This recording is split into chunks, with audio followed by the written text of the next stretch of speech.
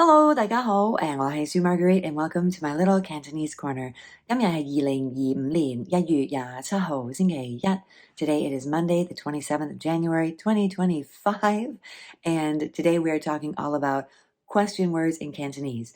I don't think I've done a video yet on specifically question words, so today we're going to go through who, what, where, when, why. And the how and the which I'm going to leave for another video because that gets into measure words. Great way to learn the measure words when you're talking about which one. And so we'll do that in another video. But today I'm going to do who, what, where, when, why. And I put them on my whiteboard because, as you can kind of tell, the shadows here are horrible, and I stupidly put my whiteboard on a wall where the shadows are the worst. So I'm going to slide myself over, put a picture on my board here, and we're going to get into everything you want to know about who, what, where, when, why right now. Okay, our first one is who. The who is interesting because it is bin goa. That's a first high tone, bin, third mid-tone, goa. Now your particle is going to appear in all of your question words. So no matter how long your sentence is, if you're using one of the question words, you're going to have the particle at the end. So bin goa. Now the bin is your which. Your go is your measure word for people. So it makes sense that you're saying which measure word for person would be your who. Bin goa.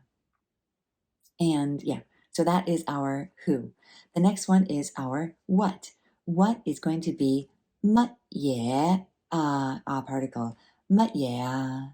Right, now that is the proper way to say what, but a lot of times you're going to hear it as mea, mea, and it's just a very contracted form of your乜嘢, right? So the mea, the me is definitely a high tone first tone me to match the mut, and then yeah is a fifth low rising yeah, and that one is going to be your so that's why there's a bunch of different tones, and I'd be curious to know what tone you think the falls into, because you've got the question particle which is a third, you've got the yeah, which is a fifth low rising, so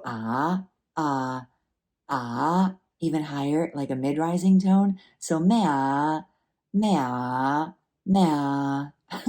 I think all three, because you say it so quickly as a contraction that as long as you're not like mea, like really high, I think you've got it. Mea, right? They do mea.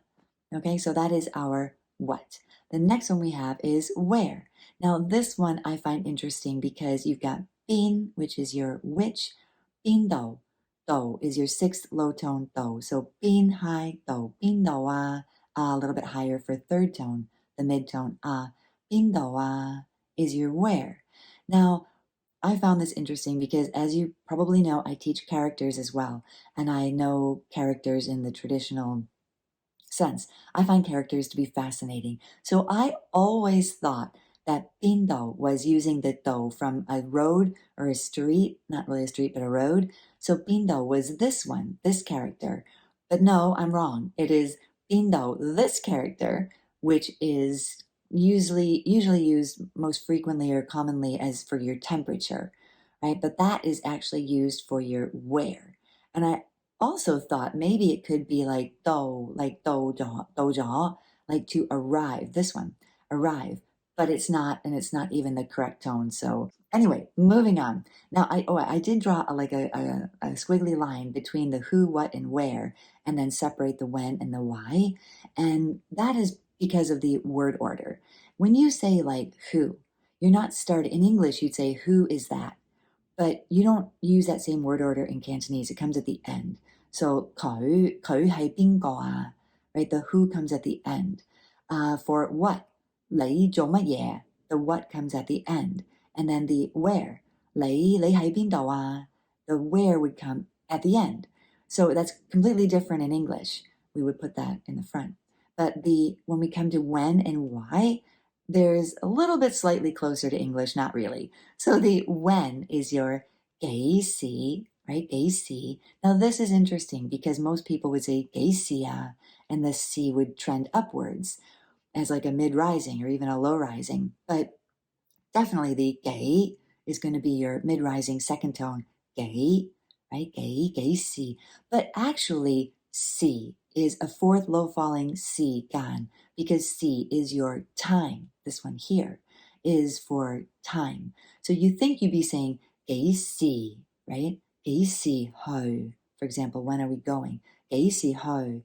But no, it's usually 幾時, right? 幾時去啊? Right? 幾時去啊? 我哋幾時去啊? And that would be a little bit of a tone change. So curious native speakers, if you're watching, or anyone else, to comment below on what tone you say the 幾時, right? 幾時啊 is your when. Now 幾 is how much or how many, and again, 時 is time. So that kind of makes sense. Like how much time, when, right? Would be your 幾時. 幾時啊 is when. Next one, last one I'm going to do for today is your Y. Now, Y is two rising, mid-rising tones. The second tone, 點解, right? 點解啊? 點解啊 is your Y. And yeah, so 點 is going to be your 點, same 點as in dim sum, right? For dim sum. And it's this one here, 點.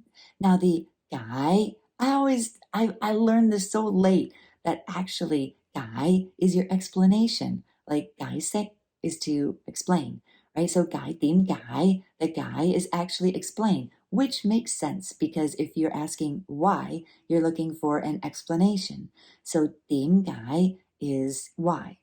However, you can see here that I've included another way to express why, and it's the same like in English. If you're asking why, as in what purpose, like we would say in English, like, what are you doing? Like, for example, kind of like, what are you doing, right? So we use the 做, which is do, and 乜嘢, which is our what, right? So you're asking the question like why you're doing something, like for what purpose. And a good sentence that came with the book where I first learned this, which is, where did I put it? I think I told you guys before, here, Everyday Cantonese. If you can get your hands on this, if I didn't mention this already in this video, I can't remember. Everyday Cantonese is a great book. It has such good explanations for the grammar. So when they're talking about the 點解 and the 做乜嘢 or 做咩, of course, you can always contract the 乜嘢to be 咩. So 做咩 would be your, like, why are you here? Right? So the sentence they used in the book was, what are you doing in Hong Kong? Like, why did you come to Hong Kong? Right? 你嚟香港做乜嘢啊? 你嚟香港做咩啊? Right? Why did you come to Hong Kong? Like, for what purpose? What are you doing here? Literally. And I got asked that a lot by immigration, by the way, because when I first came to Hong Kong, I had a visitor visa. And back then, we were only given 1 month to stay in Hong Kong as a visitor. Of course, I was looking for work and all, which you're not supposed to do, but I did. And so they would always pull me in to the little room when I came back from Macau or came back from Shenzhen, where I went to get another month of a visitor visa on my passport. And when I did that a few times, they'd pull me in and say, what are you doing here? Why are you in Hong Kong? Right? And I would have to explain usually what I was doing. And then how can you even like live? You've been here like 5 months. So finally, I got my working permit and everything was fine. But getting back to this why, so that's an example of when you would use it, right? 你嚟呢度做乜嘢? Why are you here, right? So those are our 5 question words that I'm doing in this video. And in a future video, I will do the how and your which, because that gets into measure words. Oh, but I totally forgot. So the squiggly line underneath your when, literally if you're just asking when, right? 幾時啊? But if you're using when in a complete longer sentence, your when typically is going to come just as it does when you're making a statement. Your time is after the subject and before the verb. So 我哋幾時去飲茶? Right? 我哋幾時去飲茶? That 幾時, the when, is going to come after your subject, typically. Okay? 我哋幾時去飲茶?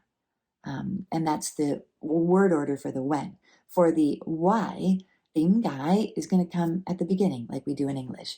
So 點解我哋去呢間, 點解我哋去呢間餐廳? At the end, right? 點解我哋去呢間餐廳啊? Right? Why are we going to this restaurant? right? Instead of that restaurant. Okay, so tìm cái comes at the beginning. Cái gì ho, cái gì comes after the subject and before the verb. And then the top three, who, what, and where, are going to come at the end. So this is the end of this video. I hope you found it interesting and enjoyable. And if you haven't already, subscribed to my channel. If you're interested in learning characters or learning conversation with me, my email's below. Just send me an email. I used to have things done properly and we did groups, but it gets a little bit difficult to organize with everyone's schedule. So I would be more than happy to help you out privately, and just send me an email. Until next time, trying to do 2 a month. I'll be back in February, and I hope you're all very, very happy Chinese New Year. It's coming up on Wednesday, and very happy New Year to you all. And yeah, I'll see you next time. Bye.